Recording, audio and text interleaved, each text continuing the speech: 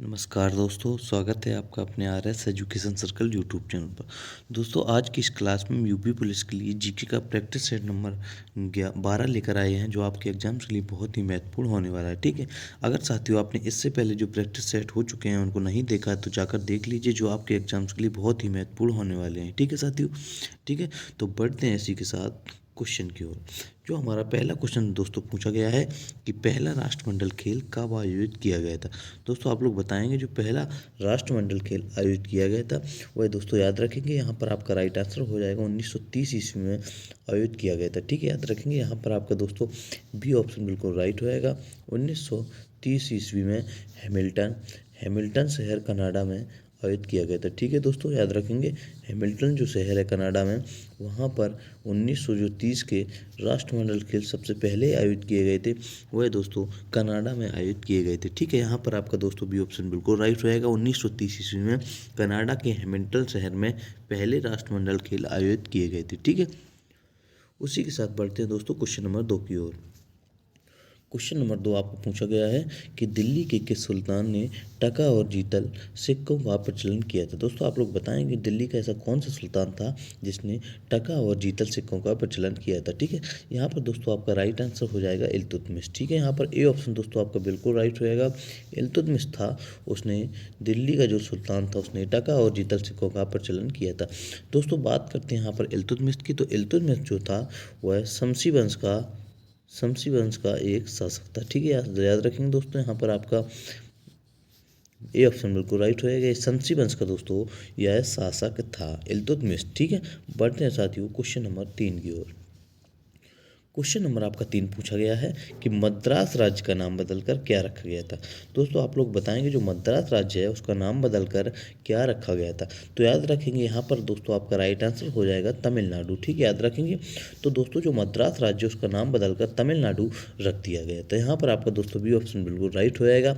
और यह कब रखा गया था, तो दोस्तों यह 1968 ईस्वी में रखा गया था। ठीक है, याद रखेंगे, यहाँ पर आपका बी ऑप्शन बिल्कुल राइट हो जाएगा। दोस्तों जो मद्रास राज्य था उसका नाम तमिलनाडु 1968 ईस्वी में रख दिया गया था। ठीक है, तो दोस्तों बढ़ते हैं इसी के साथ क्वेश्चन नंबर 4 की ओर।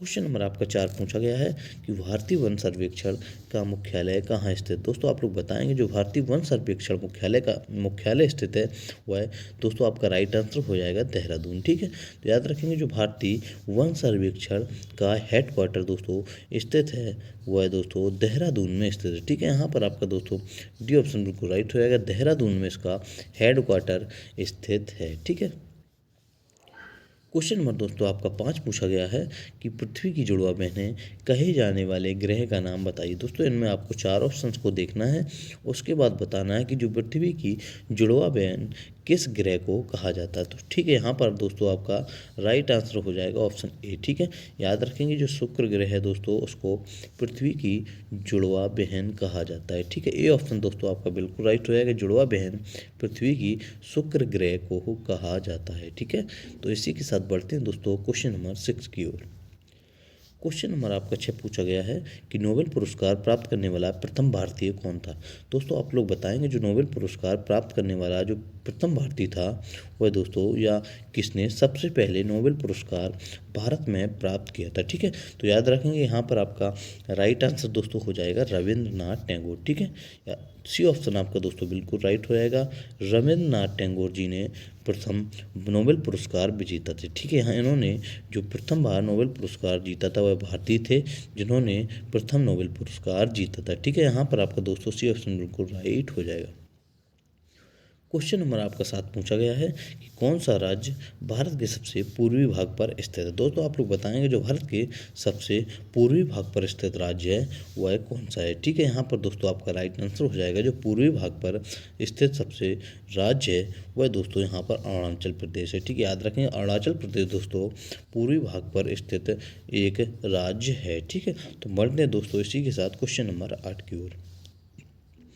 क्वेश्चन नंबर दोस्तों आपका 8 पूछा गया है, किस स्थान पर गौतम बुद्ध ने ज्ञान प्राप्त किया। दोस्तों आप लोग बताएंगे ऐसा कौन सा स्थान है जहाँ पर गौतम बुद्ध ने ज्ञान प्राप्त किया था। ठीक है, यहाँ पर दोस्तों आपका राइट आंसर जो हो जाएगा वो हो जाएगा गया में। दोस्तों बोध गया जिसे कहते हैं, गया में गौतम बुद्ध जी ने ज्ञान की प्राप्ति की थी। ठीक है, यहाँ पर आपका दोस्तों बी ऑप्शन बिल्कुल राइट होएगा, गौतम बुद्ध ने गया में ज्ञान की प्राप्ति की थी। ठीक है, क्वेश्चन नंबर आपका दोस्तों अगला है, क्वेश्चन नंबर 9 पूछा गया दोस्तों, दिल्ली भारत की राजधानी कब बनी थी।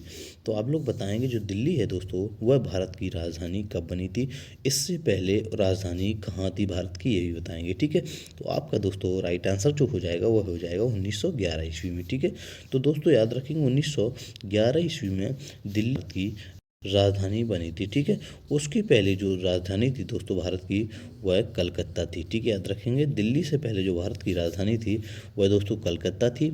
उसके 1911 ईस्वी में से दिल्ली स्थानांतरित कर दिया गया था। ठीक है, स्थानांतरित कर दिया गया था। उसके बाद दोस्तों क्वेश्चन नंबर आपका 10 पूछा गया है कि संविधान सभा का स्थायी अध्यक्ष कौन था। दोस्तों आप लोग बताएंगे जो संविधान सभा का निर्माण हुआ था उसका स्थायी अध्यक्ष किसे रखा गया था। तो याद रखेंगे यहाँ पर आपका दोस्तों राइट आंसर हो जाएगा डॉक्टर राजेंद्र प्रसाद संविधान सभा के स्थायी अध्यक्ष थे। ठीक है, यहाँ पर आपका दोस्तों सी ऑप्शन बिल्कुल राइट हो जाएगा, जो राजेंद्र प्रसाद जी थे वह संविधान सभा के स्थायी अध्यक्ष थे। और दोस्तों सच्चिदानंद सिन्हा संविधान सभा के अस्थायी अध्यक्ष थे। ठीक है, याद रखेंगे अस्थायी अध्यक्ष सच्चिदानंद सिन्हा थे। ठीक है, संविधान सभा के। उसी के साथ बढ़ते हैं साथियों क्वेश्चन नंबर अगले की ओर। क्वेश्चन नंबर आपका दोस्तों 11 पूछा गया है कि वास्को डी गामा कहाँ का रहने वाला था। दोस्तों आप लोग बताएंगे जो वास्को डी गामा थे जिसने 1498 ईस्वी में दोस्तों भारत की खोज की थी। भारत के जो बंदरगाह है कालीकट बंदरगाह उस पर यह आकर भारत की खोज की थी। ये इसमें क्वेश्चन में पूछा गया दोस्तों कि यह कहाँ का रहने वाला था। दोस्तों याद रखेंगे यह पुर्तगाल का रहने वाला था। यहाँ पर दोस्तों आपका बी ऑप्शन बिल्कुल राइट होएगा, पुर्तगाल का रहने वाला था वास्को डी गामा जिसने 1498 ईस्वी में कालीकट बंदरगाह पर आकर भारत की खोज की थी। ठीक है, तो यहाँ पर आपका दोस्तों बी ऑप्शन बिल्कुल राइट हो जाएगा। क्वेश्चन नंबर दोस्तों आपका 12 पूछा गया है कि भारत की पहली महिला राज्यपाल कौन थी। दोस्तों जो बताएंगे जो भारत की पहली महिला राज्यपाल थी वह इन ऑप्शंस में आपको देखना बताना कौन थी, सुष्मिता सेन, सुचेता कृपलानी, इंदिरा गांधी या सरोजिनी नायडू। दोस्तों याद रखेंगे यहाँ पर आपका राइट आंसर हो जाएगा ऑप्शन डी सरोजिनी नायडू। ठीक है, सरोजिनी नायडू दोस्तों भारत की पहली महिला राज्यपाल थी। ठीक है, यहाँ पर आपका डी ऑप्शन दोस्तों बिल्कुल राइट रहेगा, पहली महिला राज्यपाल सरोजिनी नायडू थी। दोस्तों जो बात करते हैं जो कांग्रेस कानपुर जो अधिवेशन हुआ था दोस्तों, कानपुर जो अधिवेशन हुआ था कांग्रेस का उसमें अध्यक्ष कौन थी। तो दोस्तों याद रखेंगे जो ये सरोजिनी नायडू दोस्तों कानपुर अधिवेशन की अध्यक्ष थी। ठीक है, कांग्रेस की। ठीक है, यहाँ पर आपका दोस्तों यह पहली राज्यपाल भी थी और पहली महिला कानपुर अधिवेशन की अध्यक्ष भी थी। ठीक है, इसी के साथ बढ़ते हैं दोस्तों क्वेश्चन नंबर 13 की ओर। क्वेश्चन नंबर आपका दोस्तों 13 पूछा गया है कि फूलों की घाटी कहाँ स्थित। दोस्तों आप लोग बताएंगे जो फूलों की घाटी है वह उत्तराखंड में स्थित है। ठीक है, यहाँ पर आपका दोस्तों बी ऑप्शन बिल्कुल राइट होएगा, फूलों की घाटी उत्तराखंड में स्थित है। ठीक है, क्वेश्चन नंबर दोस्तों आपका 14 पूछा गया है कि मोहम्मद गोरी किस वंश का शासक था। दोस्तों आप लोग बताएंगे जो मोहम्मद गोरी था वह किस वंश का शासक था। ठीक है, तो याद रखेंगे यहाँ पर आपका राइट आंसर हो जाएगा सांसवानी वंश का मोहम्मद गोरी शासक था। ठीक है, तो दोस्तों ए ऑप्शन आपका बिल्कुल राइट रहेगा, सांसवानी वंश का मोहम्मद गोरी शासक था। ठीक है, यह अफगानी शासक था। ठीक है, अफगानी शासक था। ठीक है, अफगानी शासक था, मोहम्मद गोरी था वह दोस्तों अफगानी शासक था जो सांसवानी वंश का शासक था। क्वेश्चन नंबर आपका 15 पूछा गया है कि स्वामी विवेकानंद जी ने विश्व धर्म सम्मेलन कब संबोधित किया था। दोस्तों आप लोग बताएंगे जो स्वामी विवेकानंद ने विश्व धर्म सम्मेलन हुआ था वह कब संबोधित किया था। तो यहाँ पर आपका दोस्तों राइट आंसर जो हो जाएगा वह हो जाएगा 1883 ईस्वी में संबोधित किया था। ठीक है, यहाँ पर दोस्तों आपका बी ऑप्शन बिल्कुल राइट होएगा, स्वामी विवेकानंद ने जो विश्व धर्म सम्मेलन संबोधित किया था वह 1883 ईस्वी में संबोधित किया था। ठीक है, तो बढ़ते हैं क्वेश्चन नंबर 16 की ओर। क्वेश्चन नंबर दोस्तों आपका 16 पूछा गया है कि राज्यसभा के सदस्यों का चुनाव कितने अवधि के लिए किया जाता है। दोस्तों आप लोग बताएंगे जो राज्यसभा के सदस्यों का चुनाव किया जाता है वह मात्र 6 वर्ष की अवधि के लिए किया जाता है। ठीक है दोस्तों, यहाँ पर आपका सी ऑप्शन बिल्कुल राइट रहेगा। 6 वर्ष की अवधि के लिए राज्यसभा के सदस्यों का चुनाव किया जाता है। ठीक है, यहाँ पर सी ऑप्शन आपका बिल्कुल राइट हो जाएगा। क्वेश्चन नंबर दोस्तों आपका 17 पूछा गया है कि विश्व का सबसे बड़ा महाद्वीप कौन सा है। दोस्तों आप लोग बताएंगे जो विश्व का सबसे बड़ा महाद्वीप है वह कौन सा है। तो एशिया महाद्वीप दोस्तों विश्व का सबसे बड़ा महाद्वीप है। यहाँ पर दोस्तों आपका ए ऑप्शन बिल्कुल राइट होएगा। एशिया महाद्वीप विश्व का सबसे बड़ा महाद्वीप है। क्वेश्चन नंबर दोस्तों आपका 18 पूछा गया है कि 7 पहाड़ियों का नगर कौन कहलाता है। दोस्तों आप यहाँ एक 7 पहाड़ियों का जो नगर है वह दोस्तों इन ऑप्शंस में आपको बताना है कौन की क्या कहलाता है। तो यहाँ पर आपका राइट आंसर दोस्तों हो जाएगा रोम। ठीक है, रोम दोस्तों 7 पहाड़ियों का नगर कहलाता है। यहाँ पर आपका दोस्तों बी ऑप्शन बिल्कुल राइट रहेगा।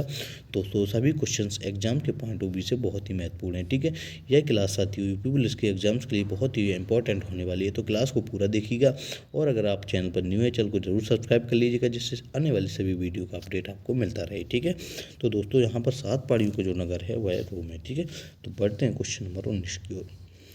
क्वेश्चन नंबर दोस्तों जो 19 पूछा गया आपका कि अजंता और एलोरा की गुफाएं कहाँ स्थित। दोस्तों आप लोग बताएंगे जो अजंता और एलोरा की गुफाएं हैं वह महाराष्ट्र राज्य में स्थित है। ठीक, यहाँ पर दोस्तों आपका डी ऑप्शन बिल्कुल राइट होएगा। महाराष्ट्र राज्य में अजंता और एलोरा की गुफाएं स्थित।